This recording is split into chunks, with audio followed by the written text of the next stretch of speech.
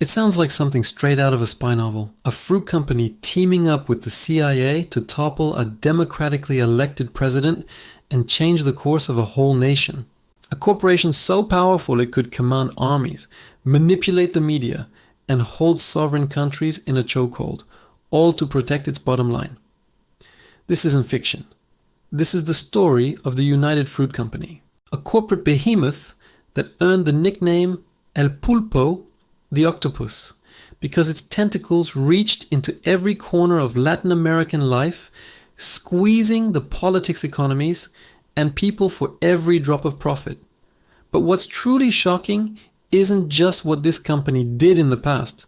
It's the shadow it still casts today, a dark legacy of blood and power that recently erupted back into the headlines, proving that the ghost of the octopus never really went away. It all began with a deceptively simple piece of fruit, the banana.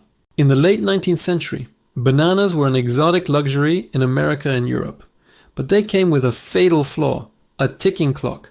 A banana had to be harvested, transported thousands of miles, and sold before it turned to mush, a logistical nightmare that required absolute control. To solve this, the United Fruit Company, formed in 1899, didn't just buy farmland, it bought countries. It built a vertically integrated empire from the ground up, owning the plantations, the railways that led to the coast, the ports where the fruit was loaded, and the refrigerated ships that carried it north. In nations like Honduras, Guatemala, and Costa Rica, the company wasn't just a business, it was a parallel state. They were the largest landowner, the biggest employer, and the sole operator of critical infrastructure. This level of control was unprecedented, and it was long before the company realized that controlling the land and the ships was useless if you didn't also control the laws. And what happened next would set a terrifying precedent for corporate power. They even had a name for the countries under the company S-Thumb, Banana Republics. The term was coined by the writer O. Henry after witnessing the suffocating reality in Honduras, where the government seemed to exist only to serve the interests of American fruit exporters. Life for the workers was a master class in corporate exploitation. They lived in company-owned towns, were treated in company-owned hospitals, and sent their children to company-run schools. Their wages were often paid not in cash, but in company scrip, a form of currency only redeemable at company stores, where prices were conveniently set by the company itself. It was a perfectly closed economic loop, designed to extract maximum labor for minimum cost, ensuring that almost every dollar generated from the land flowed directly back into the pockets of shareholders in Boston. The railroads, hailed as symbols of progress, were a cruel joke. They didn't connect a nation's cities or serve its people. They ran from UFO plantations straight to UFO ports, acting as private conveyor belts for corporate profit. But owning the economy was just the first step. The real prize was owning the government itself. The company's political influence was its most formidable weapon. In the fragile democracies of Central America, United Fruit learned to play kingmaker. It funded the campaigns of friendly politicians who promised tax breaks and union-busting policies, and it ruthlessly undermined anyone who dared to challenge its dominance. When persuasion and bribery failed, the company had an ace up its sleeve, the United States government.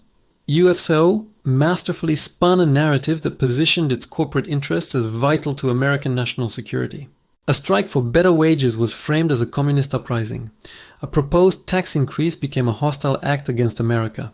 A plan for land reform was painted as a Soviet-backed threat to democracy.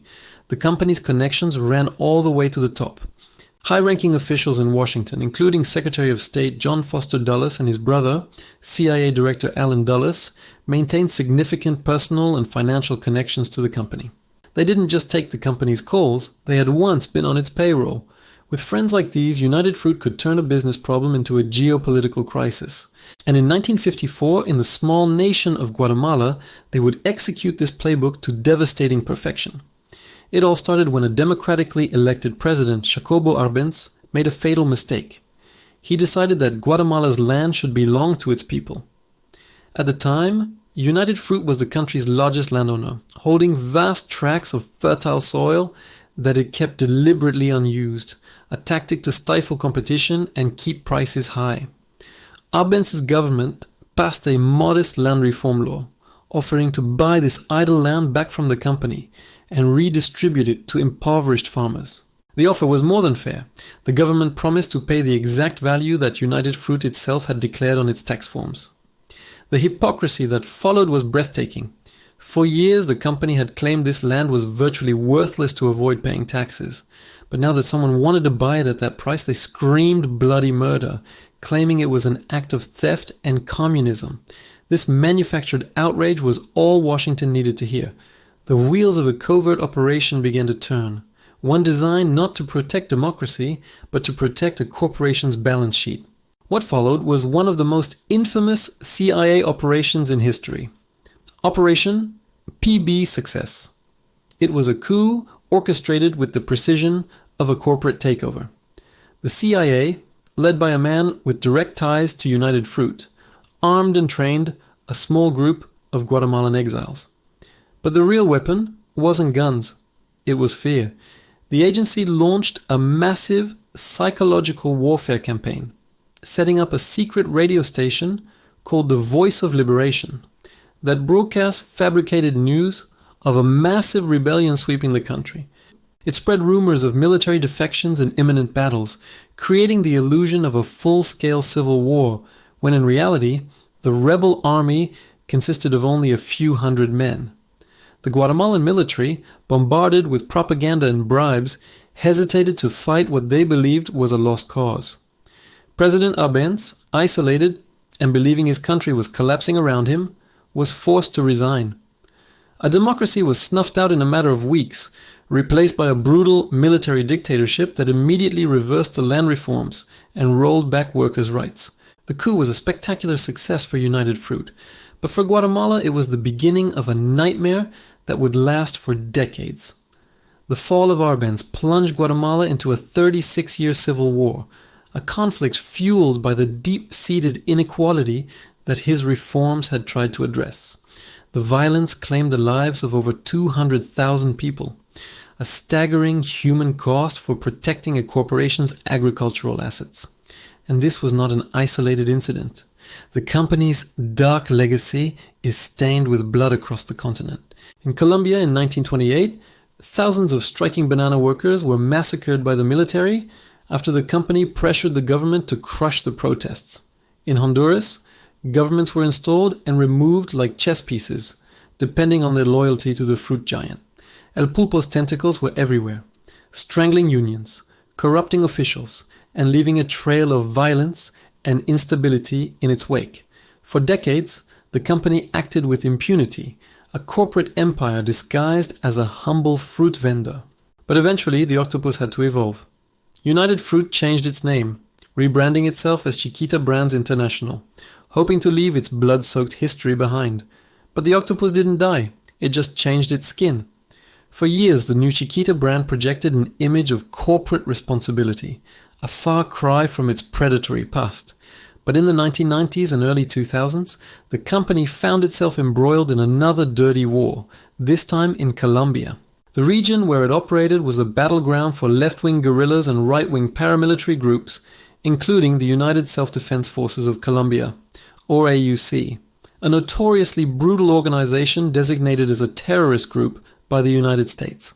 For years, Chiquita made regular payments to the AUC, funneling over $1.7 million to a group known for massacres, torture, and political assassinations. The company later claimed these were protection payments, a cost of doing business in a dangerous region. But court documents and testimonies revealed a much darker arrangement. Chiquita wasn't just a victim of extortion, it was a willing partner. The AUC helped the company suppress labor unions and secure its operations, essentially acting as Chiquita's private death squad. The same DMN playbook from the 20th century was being run again, but this time the payments weren't going to politicians, they were going to terrorists. For nearly 2 decades, the families of the AUC's victims fought for justice, filing a landmark lawsuit against Chiquita in the United States. They argued that the company was complicit in the murder and suffering of their loved ones. Chiquita fought back with an army of high-powered lawyers, delaying and denying, hoping the world would forget.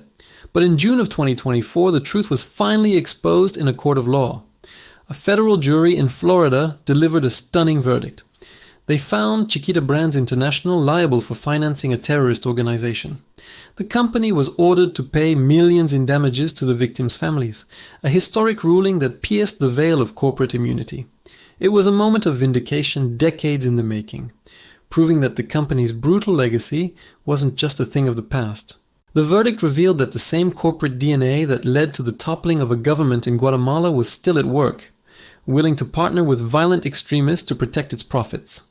The octopus, it turned out, had never lost its appetite for power. The story of the United Fruit Company is more than a shocking piece of history. It's a chilling warning about the nature of power. It reveals how easily a corporation's quest for profit can be disguised as national interest, and how quickly democratic values can be sacrificed on the altar of the free market. Today, multinational corporations may not be orchestrating coups with private armies, but their influence has evolved into something far more subtle and pervasive. They shape policy through lobbying, control information through digital platforms, and use their vast financial leverage to bend governments to their will. The battlegrounds have changed, but the fundamental conflict remains the same.